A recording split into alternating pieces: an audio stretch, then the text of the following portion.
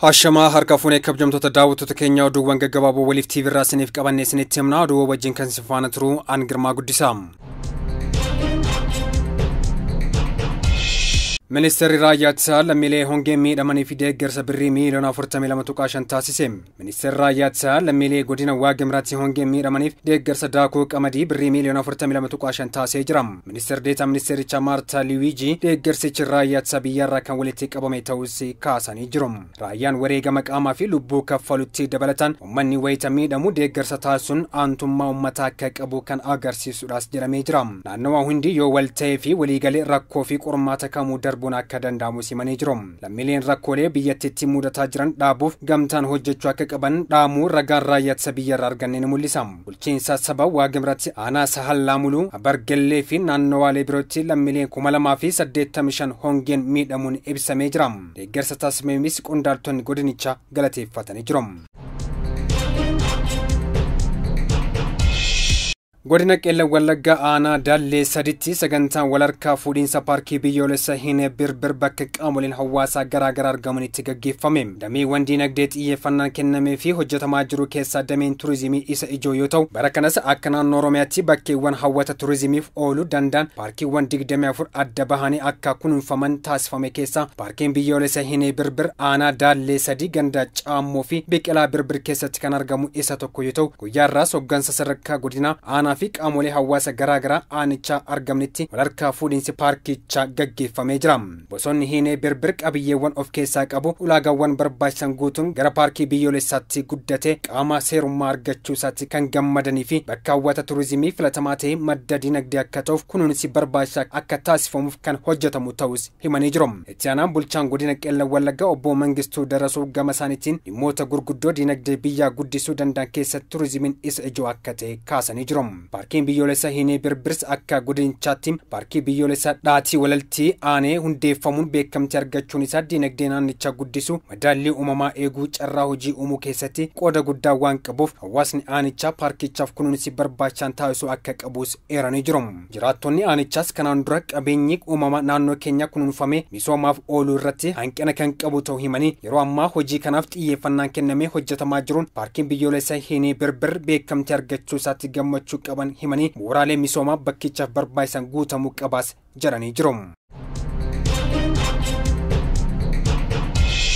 Naannoo biraarraa dhufanii magaalattii keessatti hiriiraan ni gaggeessina jechuun abjuudha bulchiinsa magaalaa Maqalee. Bulchiinsa magaalaa Maqalee dilbata muddee 21 bara 2016 hiriira taasifamuu eeyyama qabaachuu isaa fi dhiisuu isaa kan hin beeknu jedhan. Itti aanaan kantiibaa magaalaa Maqalee Eeliyaas Kaasaayii ibsa miidiyaalee naannichaaf kennaniin muddee 21 bara 2016 magaalattiitti hiriira gaggeeffamu hayyama qabaachuu isaa kan hin beekne ta'us kaasanii jiru. Itti aanaan kantiibaa kun uummanni akkuma duraanii hojii idilee isaa fi dhimma isaa irratti xiyyeeffachuu qaba jedhaniiti jiru. Bulchiinsi magaalattii sagantaa hin beekamnee fi hayyama hin qabne gaggeessuuf warreen yaalan irratti tarkaanfiin seeraa ni fudhatama jechuun akeekkachiisanii jiru. Itti aanaan kantiibaa kun itti dabaluudhaan qaama waan dubbatame hin kabajne kamiyyuu akka hin obsine beeksisuun barbaanna jedhaniiti jiru.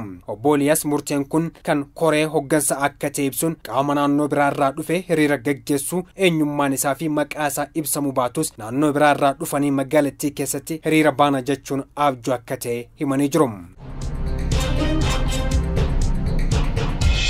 Xaa'oon alarraa geejjibsifame kuntaala miliyoona 4.3 qaqqabuun ibsame. Xaa'oon alarraa geejjibsifame kuntaala miliyoona 4.3 qaqqabu korporeeshiniin hojiilee qonna Itoophiyaa beeksise. Korporeeshinichi bara oomishaa 2016 hanga 2017 xaa'oo biyya alaarraa bitame keessaa hanga muddee 20 bara 2016tti xaa'oo kuntaala miliyoona 4 fi 880 marsaa 9 buufata doonii Jibuutii qaqqabu ibsame. Guyyaarras dooniiwwan xaa'oo NPS kuntaala 550 fi NPS boroon fe'an buufata Jibuutii qaqqabuun eeramee jira. Kana hordofees xaa'oo biyya alaarraa geejjibsifaman kuntaala miliyoona 4 fi 380tti guddachuun eeramee jira. Kana keessaan gammatti xaa'oo kuntaala miliyoona 3 fi 618 fi 216 buufata dooniirraa gara biyya keessatti geejjibsifamuun gara waldaalee bu'uuraan qonnaan bultootaaf raabsamuun ibsamee jira. Fuuldurattis dooniiwwan xaa'oo NPS booranii fi yuuriyaa kuntaala miliyoona 2 fi 90 fe'an buufata Jibuutii akka gaan ragaan koomishinicharraa arganne ni mul'isa.